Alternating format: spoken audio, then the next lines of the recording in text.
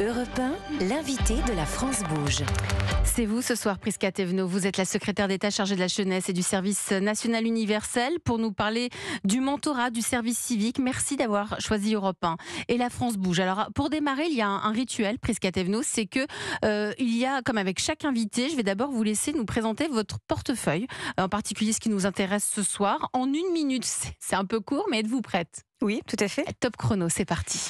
Effectivement, je suis, je pense, sur un ministère dont le portefeuille est celui du lien. Du lien entre les générations, à l'intérieur d'une même génération, du lien entre la société civile et le monde des associations, et enfin du lien avec notre nation. Pourquoi j'insiste sur cela ? Parce que mon portefeuille est simple, c'est la jeunesse et l'engagement, avec différents dispositifs. Bien évidemment, le mentorat, un certain nombre de dispositifs tels que les colos apprenantes, le service civique, les associations et le service national universel.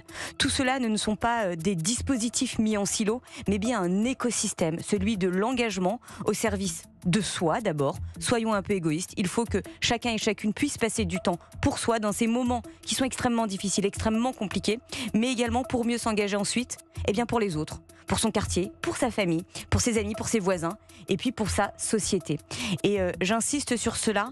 Vous êtes effectivement sur le thème de la France bouge. Eh bien, je peux vous dire que la France bouge parce que les jeunes s'engagent. Et ils s'engagent véritablement, indéniablement. Merci pour votre pitch, Prisca Thévenot, secrétaire d'État chargée de la jeunesse et du service national. Vous avez dit dans votre pitch, vous êtes la ministre de l'engagement aussi, puisque le point commun de tout cela, c'est l'engagement. Les jeunes s'engagent-ils vraiment ? Les jeunes s'engagent farouchement. Et ça, je tiens à le dire aujourd'hui. Depuis que j'ai pris mes fonctions au sein du secrétariat d'État à la jeunesse, au SNU et à la vie associative, j'insiste sur cela. Mon ambition n'a pas été, mon premier réflexe n'ont pas été de décorer mon bureau. Parlons un peu frivolement. Mais bien de mettre mes baskets et d'aller sur le terrain. Pourquoi ? Non pas pour parler, mais pour écouter. Et qu'est-ce que vous avez écouté ? Des jeunes qui s'engagent au travers d'associations, au travers du service civique, au travers du mentorat, qui s'engagent au travers de collectifs. Et ces jeunes n'attendent pas qu'on leur dise de s'engager ou comment le faire. Ils le font déjà. Maintenant, mais notre c'est qui ces jeunes ? Parce qu'on les entend pas assez. C'est peut-être ça. C'est peut-être ça, et je vous remercie aujourd'hui de dédier une émission sur cela, parce que ces jeunes, ce sont des jeunes en Creux, ce sont des jeunes à l'île de la Réunion, ce sont des jeunes à la Courneuve, ce sont des jeunes à Étampes, ce sont des jeunes à Strasbourg, à Lille, à Lyon. Oui, j'ai beaucoup voyagé notre pays au cours de ces dernières semaines, et tous disent la même chose.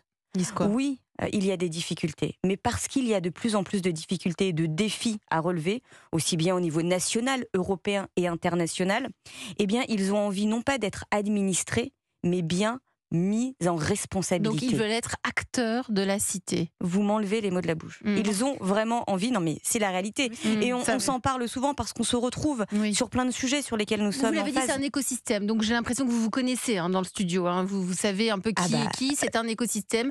Les jeunes s'engagent farouchement, ils sont acteurs de la cité. À travers quoi, par exemple ? À travers différents dispositifs, et ces dispositifs les suivent tout au long de leur jeunesse. On a effectivement, par exemple, le mentorat, on a, par exemple, le SNU, on a les colos apprenantes, et on a le service civique. En réalité, tout ce monde-là, je l'ai dit les uns après les autres, mais en réalité, peuvent se mettre dans un même parcours, et surtout, pas peuvent, doivent se mettre dans un même parcours. Il n'y a pas un sujet qui serait l'alpha et l'oméga de l'engagement. C'est quoi l'engagement ? Mais c'est bien un parcours. C'est être capable déjà de prendre du temps pour soi. Je pense qu'il est important aujourd'hui pour notre jeunesse de ne pas en dehors des écrans, de ne pas être culpabilisé aussi. Non mais bien, voilà, exactement. De ne pas être culpabilisé pour dire ma priorité c'est déjà d'avoir un temps de respiration. Par rapport aux défis qui sont complexes, variés, l'actualité qui est la nôtre aujourd'hui et sur laquelle je n'ai pas besoin de revenir puisque tout le monde la connaît, nos jeunes ont besoin de respiration, ont besoin de se poser, et les différents dispositifs dont j'ai parlé tout à l'heure. En s'engageant, c'est une façon de rendre le monde meilleur ? C'est déjà une façon de se rendre compte qu'on est dans ce monde-là et qu'on est acteur de ce monde-là. Et que c'est parce qu'on va agir, et soyons très clairs, ce n'est pas toujours facile, mais c'est possible, parce qu'on va agir en collectivité, en fraternité, ça va être possible. Et honnêtement, ce n'est pas moi qui le dis, c'est eux qui le disent de façon très concrète. Ils ont vraiment cette envie de bouger les choses en responsabilité, sans naïveté, et en nous interpellant sur un certain nombre de dispositifs pour les améliorer ou peut-être pour les implémenter. Vous les voyez tous les jours, vous en avez vu encore, je crois, ce matin. Ils vous disent quoi? Qu'est-ce qui revient en ce moment? Qu'est-ce qui revient dans à travers leur discours? Leur discours, c'est effectivement de réfléchir en écosystème. De ne plus, par exemple, comparer, opposer le public et le privé, de ne plus opposer territorial et national, de ne plus opposer personnes seniors et personnes très jeunes, de se dire qu'aujourd'hui nous devons pouvoir recréer du lien entre tous ces dispositifs, tous ces échelons, toutes ces générations, mais ça ne peut pas se faire tout seul. On a besoin de quoi? Il faut créer des moments de rencontre. Il faut les créer, les provoquer. Donc provoquer et créer ces moments de rencontre, Prisca Thévenot, pour les créer, pour créer ce lien, il y a notamment le mentorat. Tout à fait. Il y a une campagne qui est lancée là au mois d'octobre, qui permet de montrer en quoi le mentorat est efficace. Si vous pouvez nous résumer ce que c'est. C'est quoi le mentorat? C'est un jeune qui va être accompagné par une personne plus expérimentée. J'ai pas envie de dire le mot senior, parce que c'est pas forcément une histoire d'âge, mais une personne expérimenté qui va l'accompagner au fur et à mesure de son évolution dans la société, dans le collège, dans le lycée, c'est quoi? De façon très concrète, je vais vous partager l'échange que j'ai eu avec Julia. Julia qui est accompagnée par une association de mentorat qui s'appelle Capital Phi.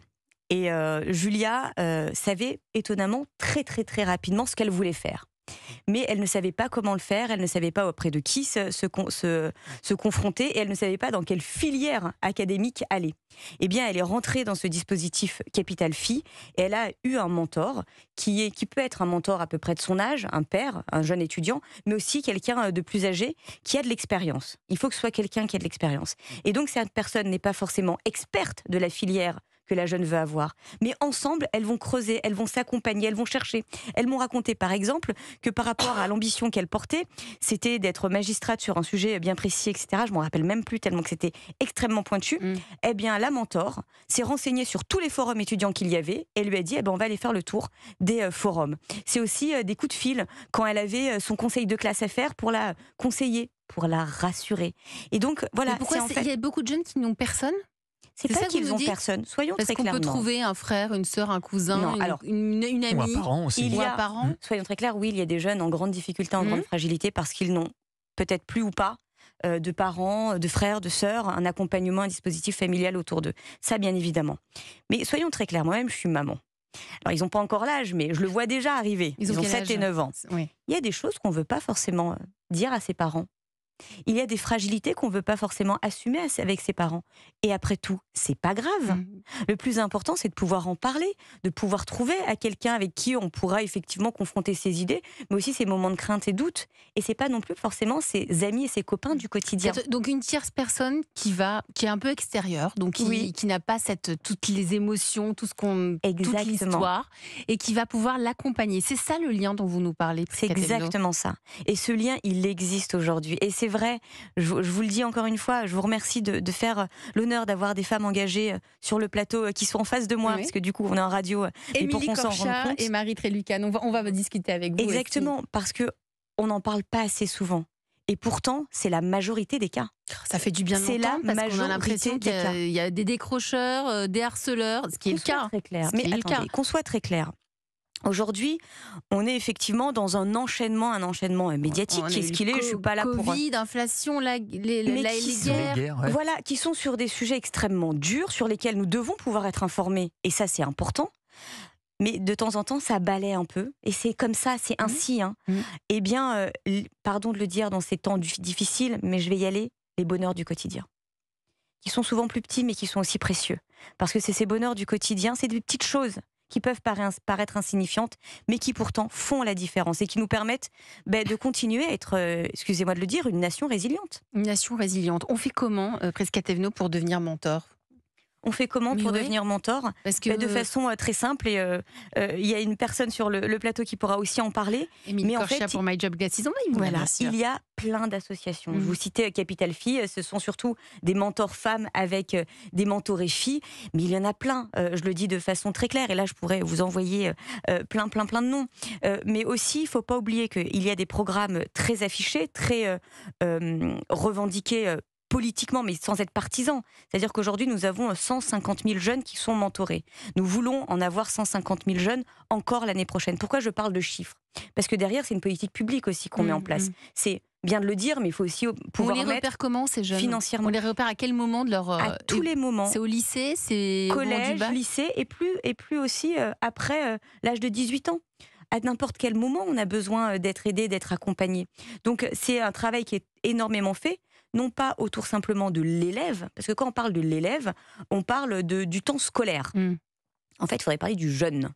Et comme ça, on voit tout le panel des adultes qui sont autour du jeune. D'où un jeune, un mentor. Vous l'avez fait exprès de le nommer comme ça. Alors, c'est pas moi. Et rendons à la Première ministre ce qui est à la Première ministre. C'est une ambition portée par Elisabeth Borne pour effectivement qu'à horizon de la fin du quinquennat, le droit au mentorat devienne un droit universel. Pourquoi vous en avez fait la grande cause de 2024, le droit au mentorat ?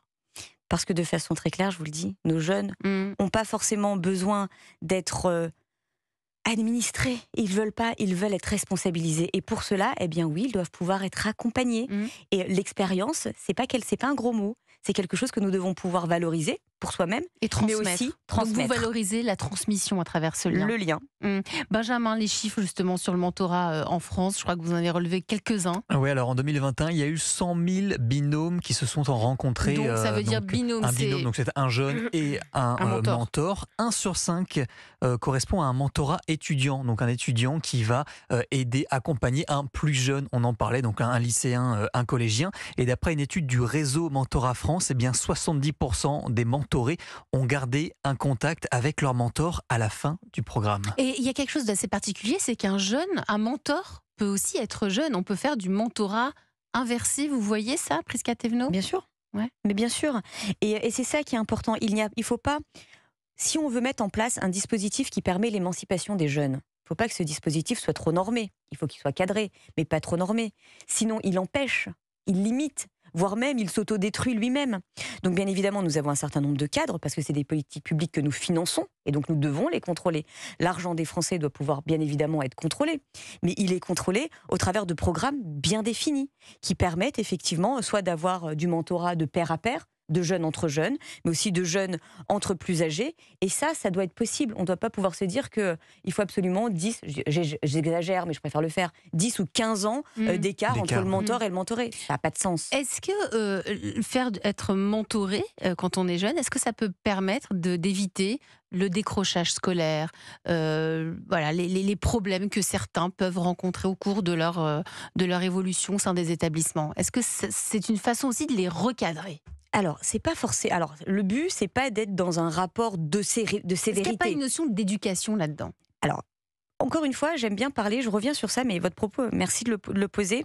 Je reviens sur le principe de parler de jeunes et pas d'élèves. Et quand on parle de jeunes, on voit qu'on est tous une responsabilité dans la continuité pédagogique et éducative de nos jeunes, sans déresponsabiliser, quand ils sont présents, les parents. Attention, j'insiste vraiment sur ça. Mais vous dites quand ils sont présents. Quand ils sont présents. C'est pour ça que je préfère le mentionner. La nuance est importante et est à rappeler. Maintenant, de façon très claire, le sujet que nous avons avec le mentor, c'est pas d'arriver quand c'est trop tard. Le mentor n'a pas cette vocation à arriver quand c'est trop tard. Là, ce sont d'autres dispositifs que nous devons déployer. Mais c'est bien d'amener le jeune à ne pas arriver à ce point de non-retour. À ce point de non-retour, à ce point où il est peut-être un petit peu perdu. Quand on parle des jeunes, je pense évidemment aussi à l'actualité, si vous voulez bien. Une petite question d'actualité. On l'a vu, là, il y a le Gabriel Attal, le ministre de l'Éducation nationale, qui a annoncé aujourd'hui un nouveau bilan qui a fait état de 357 perturbations et contestations lors de la minute de silence en hommage à Dominique Bernard, le professeur de français qui a été assassiné dans la cité scolaire Gambetta d'Arras. Une fois qu'on a relevé ces 357 perturbations et contestations, quelles sont les directives auprès des proviseurs ? Je vous pose la question ce soir, Prisca Thévenot, parce que vous êtes secrétaire d'État auprès du ministère de l'Éducation nationale et des armées.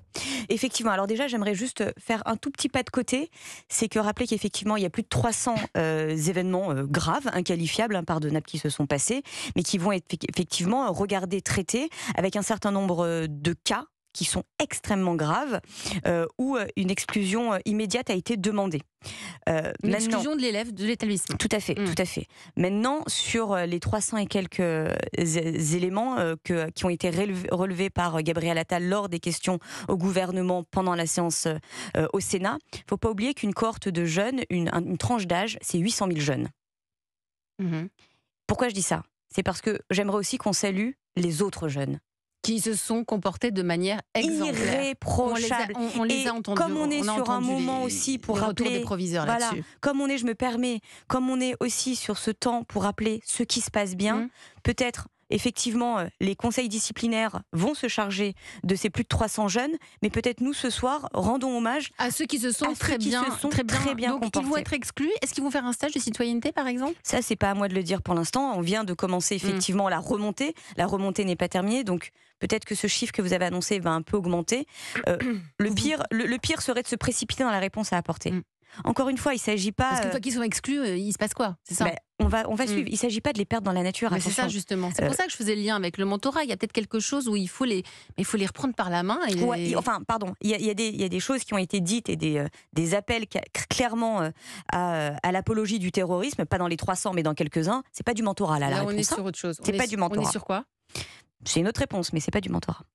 Vous restez autour de la table de la France Bouge. Prisca Thévenot, secrétaire d'État chargée de la jeunesse et du service national universel, mais aussi de la vie associative. La France Bouge, ce sont des solutions. On voit l'avenir de manière positive. Alors on déniche des pépites. Et ce soir, autour de la table, Émilie Corchia avec My Job Glasses. Vous mettez en relation des jeunes et des professionnels sur votre plateforme. Grâce à vous, concrètement, on se projette dans l'avenir. C'est un peu ça ? C'est vraiment l'idée. Allez, vous restez avec nous. Vous allez pitcher vous aussi dans un instant. Restez sur Europe 1. Elisabeth Assayag. La France bouge, bienvenue si vous nous rejoignez, c'est sur Europe 1, il est 20h28. Nous sommes ce soir dans une émission spéciale autour du mentorat. Avec le mentorat, dépassons nos frontières, c'est le mot d'ordre de la campagne en faveur du mentorat déployé dans toute la France. On ne divise plus la société, c'est un peu ça, mais on peut avoir des rêves illimités grâce à cet accompagnement. Ça permet d'augmenter les opportunités des jeunes, on en parle avec vous. Prisca Thévenot, vous êtes notre invitée exceptionnelle ce soir, vous êtes la secrétaire d'État chargée de la jeunesse et du service national universel, mais aussi de la vie associative. Vous avez eu un mentor, vous, dans votre vie ? Alors, j'ai pas eu un mentor tel qu'on le projette aujourd'hui en termes de politique publique, mais oui, j'ai eu quelqu'un qui m'a énormément inspirée, qui en réalité relevait presque du mentorat. C'était ma professeure d'anglais au collège. Je ne sais pas si ça fait longtemps que j'ai pas eu de nouvelles d'elle, malheureusement. J'espère qu'elle est toujours de ce monde. Elle s'appelait Madame Cohen, ou elle s'appelle Madame Cohen. C'était ma prof principale également. C'était où ? Dans quel collège ? C'était au collège de Stein, à Pablo Neruda. Exactement. Et elle m'a beaucoup aidée sur mon orientation. C'était en 3e. J'étais un peu perdue. Je ne savais pas trop quelles étaient les possibilités ouvertes. Et en fait, elle m'a donné des clés de portes qu'a priori, je n'imaginais pas. Mais lesquelles ? Elle m'a projetée, c'est elle qui m'a parlé de la première fois de classe préparatoire. C'était en 3e, mais déjà elle me projetait. Elle me disait aussi, tu sais, aujourd'hui c'est important de faire des filières scientifiques, etc. Mais toi, clairement, c'est pas ce que t'aimes vraiment, donc ne va pas t'enfermer dans une filière scientifique pour être en échec, en fait. C'est fort, voilà. Et en fait, elle m'a suivie, elle a toujours été là, plein de conseils. Elle m'a vraiment aidée sur même mes dossiers scolaires. Non, c'est avec pas mal d'émotions. Oui, si jamais elle nous entend ou ses enfants nous entendent, vraiment merci beaucoup, parce que je pense pouvoir dire de façon assez certaine que je suis pas la seule pour qui elle a fait ça. Et vous êtes allée la voir, vous avez eu cette démarche, ou c'est elle qui vous a repéré dans la classe, qui s'est dit tiens, j'ai envie de l'accompagner, parce qu'elle est allée au-delà de son métier, puisqu'elle vous a accompagné? Ça s'est passé pendant une réunion parents-prof. C'est marrant que vous en parliez, j'avais pas réfléchi, mais ça s'est passé pendant une réunion parents-prof où on a les bulletins scolaires à la fin du trimestre, et donc il y avait ma maman et cette prof principale, donc ma prof d'anglais qui était ma prof principale, et en parlant, et en fait les deux ils ont parlé très longtemps, et à un moment je leur ai dit coucou, je suis encore là. Et en fait elle a dit on va en parler, on va se suivre, et à partir de là en fait c'est elle qui au début venait me poser des questions pour créer effectivement la discussion et l'échange, parce que c'est quand même impressionnant, c'est une professeure. Et puis en fait, ça s'est fait tout naturellement. Et donc elle vous a accompagné, et c'est un peu, vous la remerciez ce soir, parce que c'est un peu grâce à elle que vous avez pu... En fait, c'est finalement le mentorat, c'est aussi nous accompagner pour devenir ce que l'on doit être. C'est deviens ça. qui tu es. En fait, c'est pas l'objet, c'est pas d'imposer une voie, mais c'est fait pour faire en sorte que chacun puisse trouver la sienne. Ouais, lui ouvrir les portes, Et ouvrir les pas portes. s'auto-censurer. Et surtout voir qu'il y a plein de possibilités qu'on ne connaît pas forcément, et ce qui est normal quand on est jeune. Enfin, c'est pas évident. Et en fait, il nous ouvre des possibilités, il nous ouvre des portes, et surtout, il cherche avec nous. Et c'est ça qui est important. Ça fait du bien. Et vous avez eu des mentors autour de la table de la France Bouge, Marie Trélucan? Non? Oui. Je n'ai pas réfléchi à cette question. Est-ce que j'ai eu des mentors? Je pense qu'on en a tous. Vous avez tous ceux qui ont réussi à voir la lumière, Et vous, c'est qu'ils ont eu Émilie des Pachia? mentors. Oui, moi j'en ai eu dans le monde professionnel. C'était qui? C'était Niki, et c'était une personne qui était une directrice juridique internationale quand j'étais chez Disney. Ouais. Et elle m'a énormément aidée, accompagnée, aidée à prendre confiance en moi et poussée à aller toujours plus loin. Finalement, à quitter la boîte, à monter votre boîte. Aussi à la fin. C'est pas ça. Et vous, Benjamin?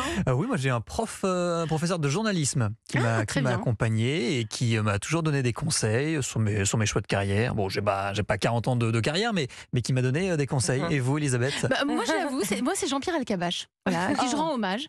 C'est lui. Voilà, je suis venue à Europe 1, je lui ai présenté un CV, je lui ai dit que j'avais très envie c'était mon rêve de travailler ici. Et voilà, au fur et à mesure, il m'a dit d'accord, je vais vous aider. Vous allez commencer par programmer des invités, puis faire des reportages. Et voilà, et je lui rends hommage ce soir parce qu'il nous a quittés récemment. Et voilà, c'est lui qui m'a donné envie de faire ce métier. Et c'est lui qui m'a tendu la main. Donc voilà, je ne l'oublierai jamais. On a tous besoin d'un mentor et nous ne sommes pas les seuls, puisque Antoine Fenech, pour la France Bouge, il était allé promener le micro européen dans les rues de Paris. Et vous allez l'entendre, il y a des mentors. Oui, j'ai eu plusieurs mentors dans ma vie. J'ai eu des mentors professionnels qui ont tout de suite compris qui j'étais. Et quand on se sent compris, accompagné, ça permet de donner le mieux de soi-même. Les gens qui comprennent qui vous êtes dans vos défauts et vos qualités et qui savent vous pousser vers le haut, c'est hyper important. Et donc oui, pour moi, tout le monde devrait avoir la possibilité d'avoir ce genre de personnes qui permet de prendre confiance en soi. Alors moi personnellement, j'ai pas eu l'occasion d'avoir de mentor et c'est vrai que ça m'a manqué un peu parce que je trouve ça intéressant d'avoir quelqu'un qui soit externe de la famille, qui soit là derrière pour nous aiguiller, pour nous conseiller. Alors moi j'ai toujours eu un mentor, que ce soit au collège, au lycée, à l'université. J'ai toujours eu une figure que j'ai voulu suivre, dont je me suis inspirée, et arrivée dans le monde professionnel, j'ai aussi trouvé un mentor qui m'a toujours guidée, conseillée pour prendre les bonnes décisions. Pour moi, avoir un mentor, c'est hyper important parce que ça nous permet de nous guider vers la meilleure version de nous-mêmes. Je trouve qu'il n'y en a pas assez, ou en tout cas, c'est pas assez pris au sérieux dans notre société. Ça vous a fait sourire, Prisca Thévenot, quand une personne extérieure à la famille. C'est pas en opposition à la famille, c'est parce qu'on n'a pas confiance, mais c'est aussi pour pouvoir peut-être dire des choses qu'on n'oserait pas dire, de peur de blesser, de peur d'inquiéter, de peur d'angoisser. Et puis c'est surtout que quand on est jeune, peut-être parfois on veut faire plaisir aux parents, donc on se dit on va suivre une voie toute tracée, mais dont on n'a pas du tout envie. Exactement. Et donc le mentor nous permet de devenir, comme disait l'un des intervenants, la meilleure version de nous-mêmes. J'ai trouvé ça assez joli.